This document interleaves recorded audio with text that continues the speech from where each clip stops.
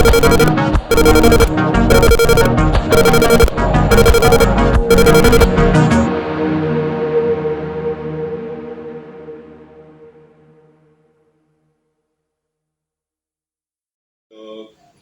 eksplorasi konsep pada pertemuan modul 3.1 ini berbicara mengenai kasus satu yang dihadapi oleh Ibu Tati. Untuk kasus satu, yaitu kasus Ibu Tati adalah seorang guru kelas 5 yang merupakan rekan kerja, yang mana sama-sama mengajar kelas 5 juga, yang kebetulan kelasnya paralel, dan ruang kelas Bu Tati pun persis di sebelah ruang kelas Anda.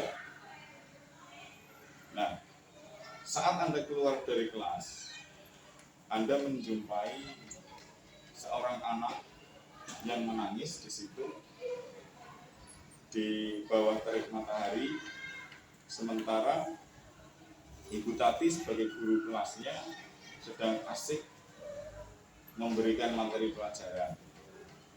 Dan perlu diketahui bahwa Bu Tati ini adalah seorang guru yang memiliki kredibilitas tinggi, sangat disiplin, sehingga banyak anak-anaknya yang berhasil. Kepala sekolah juga sangat menghargai atas kinerja Bu Tati, bukan hanya kepala sekolah saja, tetapi orang tua murid juga begitu memberikan apresiasi yang tinggi terhadap Ibu Tati. Tetapi di sini pada kasus anak yang menangis itu, sebagai rekan kerja Anda, kira-kira apa yang harus Anda lakukan pertama kali jika Anda melihat kasus seperti ini? Monggo. Untuk jawaban ini menurut saya, pertama saya akan mendatangi anaknya dulu. Saya datangi anak itu, saya tanya mengapa menangis, mengapa ada di luar kelas, bukankah saat ini teman-teman dia juga ada di dalam kelas sedang belajar, mengapa dia ada di luar kelas dan dalam keadaan menangis. Iya. Itu yang pertama saya tanyakan ke anaknya dulu. Iya. Bertanya kepada anaknya anak dulu. Ya. Mengapa ada di luar kelas, mengapa menangis di luar kelas, apalagi dalam cuaca yang terik seperti ini. Jadi setelah anak menjawab sebenarnya apa yang terjadi, maka saya akan berusaha untuk membantu si anak. Dan saya tanyakan kepada Bu Tati, apakah sebenarnya yang terjadi terhadap anak tersebut. Jadi nanti saya akan mensinkronkan jawaban anak dengan Bu Tati.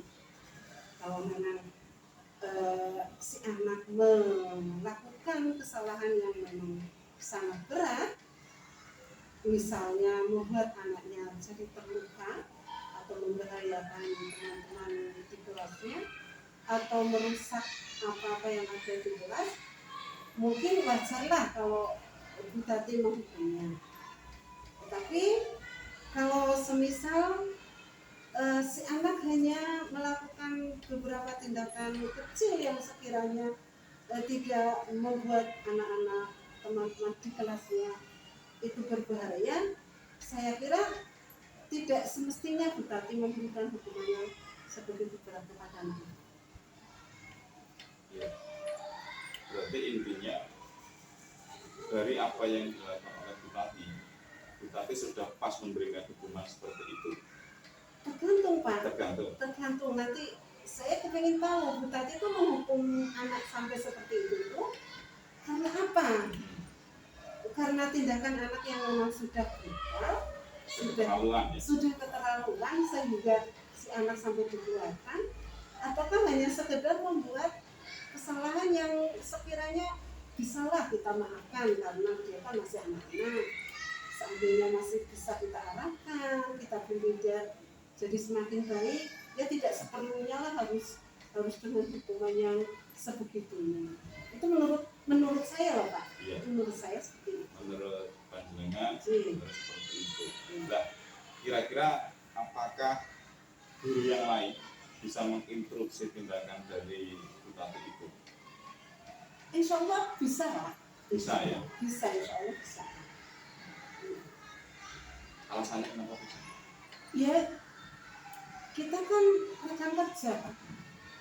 Kalaupun ada masalah, alangkah baiknya kalau kita sama-sama rekan kerja itu memberikan masukan atau memberikan apa ya, istilahnya mengingatkan atau memberikan masukan yang sekiranya baiklah bagi anak, dampaknya bagi anak maupun bagi Bu Tati sendiri. Kalau memang Bu Tati mungkin karena terlalu emosi, anak sudah sebegitu brutalnya, wajarlah kita sebagai rekan yang mungkin itu sudah wajar lah kita memberikan hukuman yang seperti itu. Tapi kalau seandainya hanya masalah sepele yang sekiranya anak bisa ditegur, bisa dinasihati, ya saya kira ya masukan teman-teman untuk Bu Tati, insya Allah lah Bu Tati mungkin barangkali bisa menerima. Bisa menerima ya. Berarti untuk panjenengan juga misalnya melihat hal seperti ini, panjenengan bisa juga menginstruksi Bu Tati.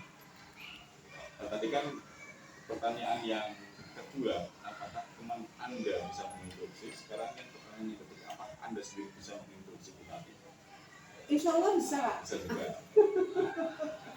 Bisa nanti insya Allah dengan pendekatan lah, karena akan sama-sama rekan saya juga. Dengan pendekatan barangkali nanti bisa. Barangkali bisa karena ya bagaimanapun satu lingkungan kerja itu kan harus saling mensupport, saling mengingatkan, saling mendukung satu sama lain.